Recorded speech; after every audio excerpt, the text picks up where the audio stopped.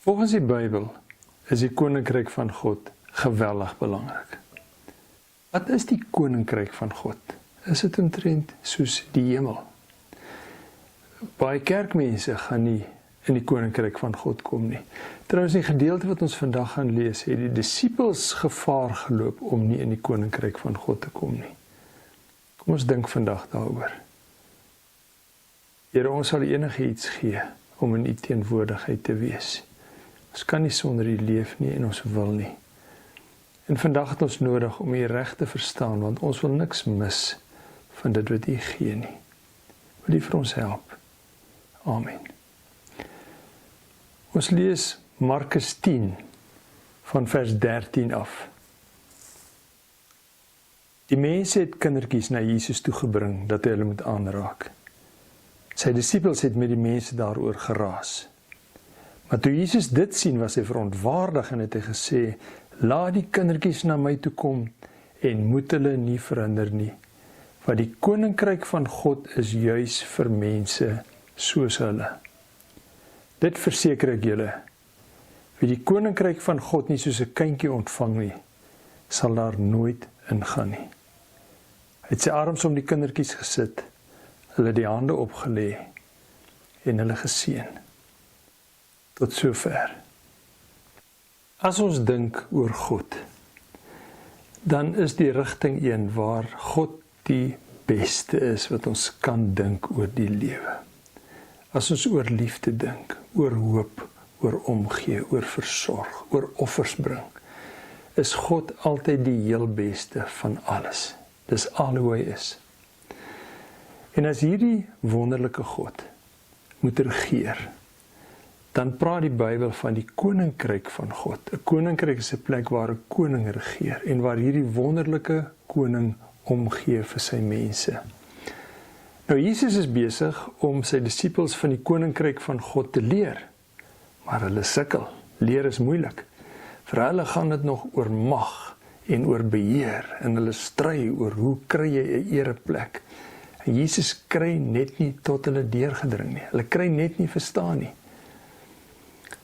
Want in God se koninkryk, en dis een van die dinge wat hulle nie verstaan nie, gaan dit nie oor die verkiesing wen en dan's ek in beheer nie.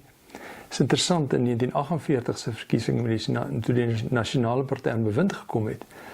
Ek het altyd gedink hulle het so 90% van die stemme gekry, die hele land het vir hulle gestem.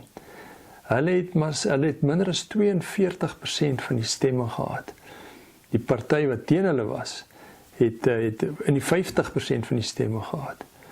Maar die stelsel was so gewees dat dit nie oor aantal stemme gegaan het nie, maar oor kiesafdelings.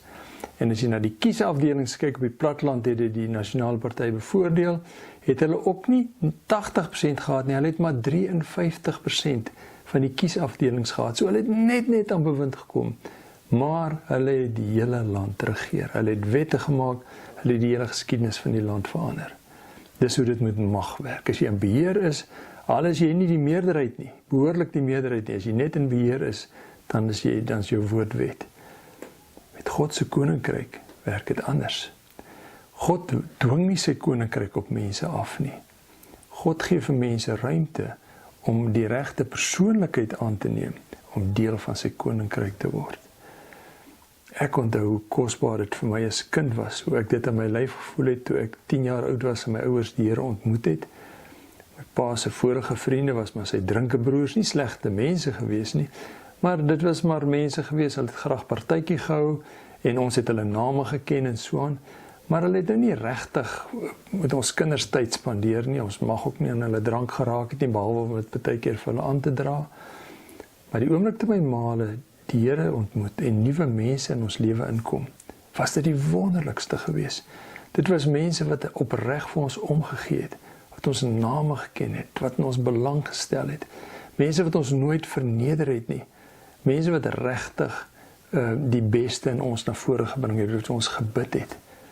In die koninkryk van God kry jy 'n sekere tipe mens, met iets van hulle koning se ingesteldheid en sy lewenswyse. En dit is wat Jesus sy disippels wil leer. Dis hoe julle moet wees. Hy kry nie die dag deurgedring nie, en toe kom daar 'n geleentheid, toe daar vrouens aankom, wat hulle kindertjies na Jesus toe bring en vra dat hy die kindertjies moet seën, hulle moet aanraak en hulle moet seën. En dit was 'n algemene gebruik daai tyd gewees, dat ma's hulle kinders na rabbies toe geneem het, die hele dag beweeg hulle rond tussen die rabbies, en vra vir die rabbies, wil jy asseblief 'n seën oor my kind uitspreek, dalk 'n gebed vir hom doen. En ons weet vandag nog hoe belangrik dit is, dat jy vir 'n kind bevestig, dat hy belangrik is, dat hy 'n toekoms het, dat jy vir hom omgee, dat jy potensiaal in hom sien, en dat jy aan hom raak terwyl jy dit vir hom sê. Dis vir kinders kosbaar, hulle waardeer dit. So mense het dit gedoen, en die vrouens kom die dag toe aan, maar hulle maak een foutjie. En dit is, hulle moes wag tot Jesus hulle klaar is, want hy is besig om sy disippels te leer.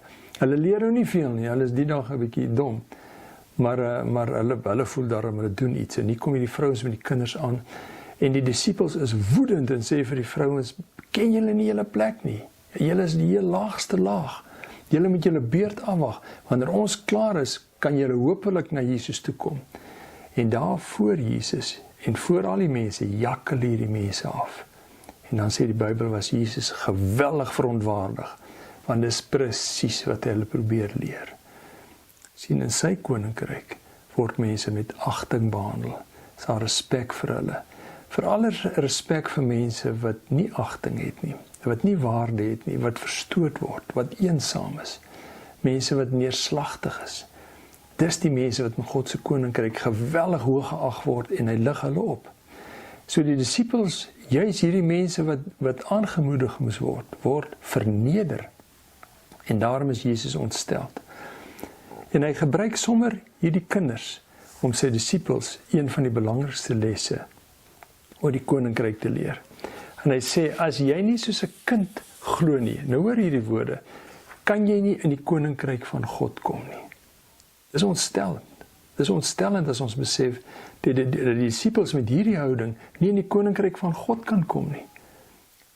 Nou, dis nie iets wat hulle eendag in die hemel eers gaan mis nie. Hulle mis dit nou reeds op aarde. God se koninkryk is reeds hier. Ons kan nou reeds van God se koninkryk deel wees. En jy loop die koninkryk mis as jy nie die wonder beleef van die kontak tussen mense wat deur die Here vergeef is en dankbaar is daaroor nie. En daarom sê, as jy in die koninkryk wil wees, moet jy soos 'n kind na sy ouers kyk. Hy's afhanklik van hulle. Hy's nederig. Hy's ontvanklik vir dit wat hulle wil sê. Daardie huiwering, nederigheid, moet ek in God se teenwoordigheid hê. Dit is my voorreg om sy teenwoordigheid te wees. En ek is angstig om te hoor wat hy vir my wil sê, wat hy my wil leer. En dit wat hy vir my sê, dit begin ek te doen. Soos 'n kind opsien na volwassenes en na gesag, so sien ons op na God. En in daardie proses word ons verander. Omdat ons opsien na hom, wil ons doen wat hy doen, wil ons hom navolg. En dan word ons die tipe mense wat God wil sê, dis die mense wat ek in my koninkryk soek. Sodra enige vreemdeling tussen hierdie groep kom, besef hy, hier is iets baie spesiaal. Hier word ek geag, hier word ek waardeer, hier word ek 'n toekoms gegee. Kom ons bid die Here dat hy ons sal help om so te verander. Dat waar ons is, mense wat nie die Here ken nie, veilig sal voel en die Here sal ontmoet. Here, dankie dat U met ons op 'n manier besig is wat kosbaar is. Dat U vir ons wys hoe U omgee en hoe U ons wil gebruik om vir ander om te gee. En ons wil dit reg kry. Ons wil dit reg doen. Ons wil deel wees van U koninkryk. Dankie dat U dit moontlik maak. Amen.